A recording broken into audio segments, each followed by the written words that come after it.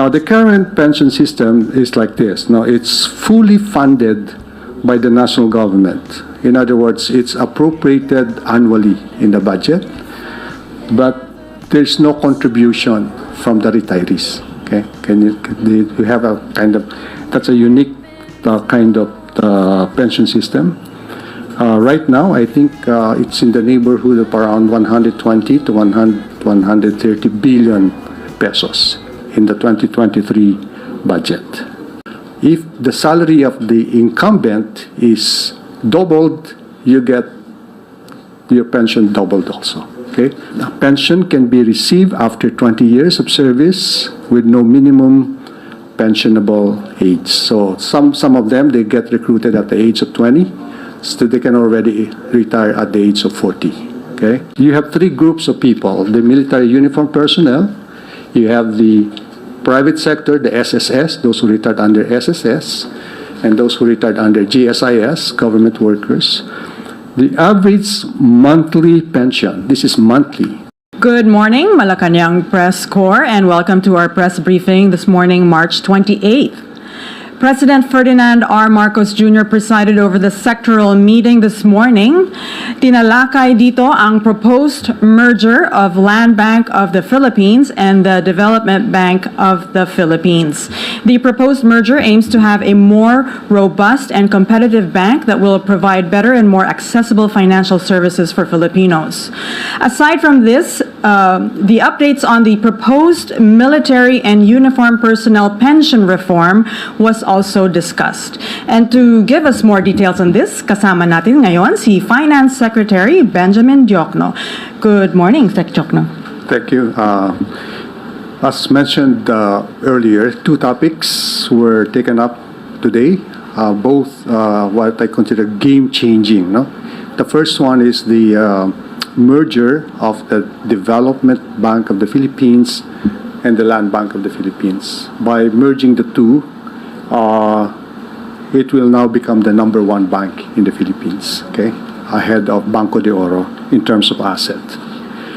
Now, the President expressed the desire to merge the two to make it the biggest bank in the country because of the recent financial developments abroad, no?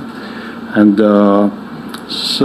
that's really the best practice. The biggest bank usually is owned by the state globally.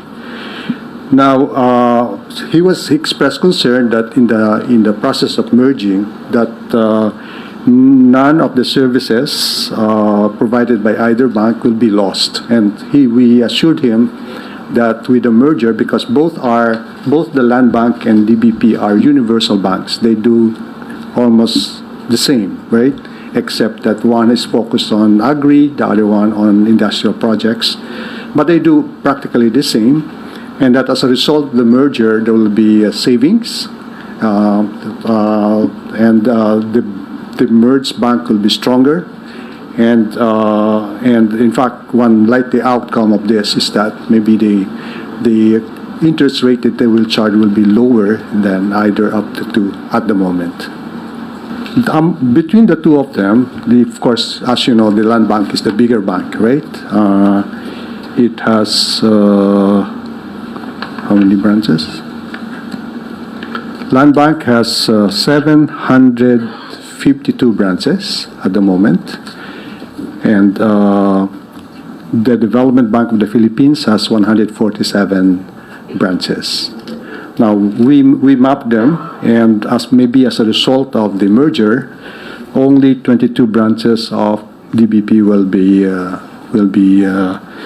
retained, and that the plan is that Land Bank will have a branch in all LGUs in the Philippines. Okay, it could be a combination of light branches or the big branches, ATMs, etc. Okay.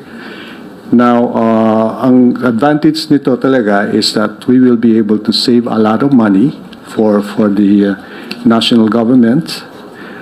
We estimate that the savings will be in the neighborhood of, at least for the first year, around let me be more precise, 5 billion. The projected operating cost savings due to the merger could reach at least 5.3 billion per year. So for the next 4 years, at least 20 billion, okay?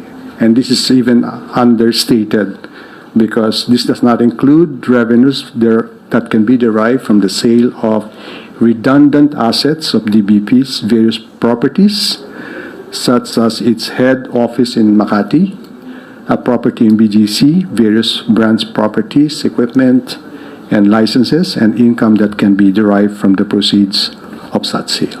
Okay? So any question on the first topic? None?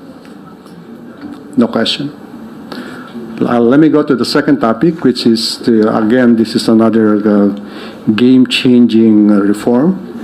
I said this is more complicated than the first topic because I told the President, your predecessors have decided to kick the can down the road. They don't want to address this. I usually call this the elephant in the room. Nobody would like to touch it, and they simply ignore it. And this is the military and uniform personnel pension reform. Okay. So we met with DILG Secretary Benhar Abalos and DND Secretary Galvez. And let me describe to you the present pension system. No? The pension system covered by this are those from the Armed Forces of the Philippines, the Bureau of Jail Management and Penology, the Bureau of Fire Protection, the PNP, the Philippine Public Safety College, the Philippine Coast Guard, and the Bureau of Corrections. Now, the current pension system is like this. Now, it's fully funded by the national government. In other words, it's appropriated annually in the budget, but there's no contribution from the retirees. Okay, you have a kind of, that's a unique kind of pension system. Right now, I think it's in the neighborhood of around 120 to 130 billion pesos in the 2023 budget. The MUP pension is automatically indexed to the salary of the personnel of the same rank. In other words, if you are retiree, if you're a general getting X amount of money, if the salary of the incumbent is doubled, you get your pension doubled also. Okay. Third,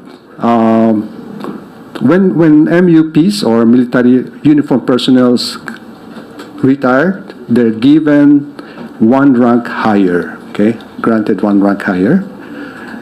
And so a pension can be received after 20 years of service with no minimum pensionable age. So some of them, they get recruited at the age of 20, so they can already retire at the age of 40. Okay? And you know how long their lives are, right? The military people, they live longer than us. Okay? Some at the age of 90. Okay? So they retire at 40, they get their pension up to age 90. Isn't that ridiculous? Okay. So we want to reform them, and right now the situation is so bleak. For example, that if you compare the current operating expenditures or maintenance and operating expenditures of the whole AAFP and the capital outlays, so the money they buy for airplanes, etc., it is actually much less than the amount of pension that we are allocating for the retirees. So there will come a time when the current budget will only be about one third or 1/4 of the money that we're paying for the pensioners. Okay, so we have to really address that issue. It's not sustainable. And I said if this goes on, there will be a fiscal collapse. So what are the major recommendations? Again, let me compare. You have three groups of people: the military uniform personnel, You have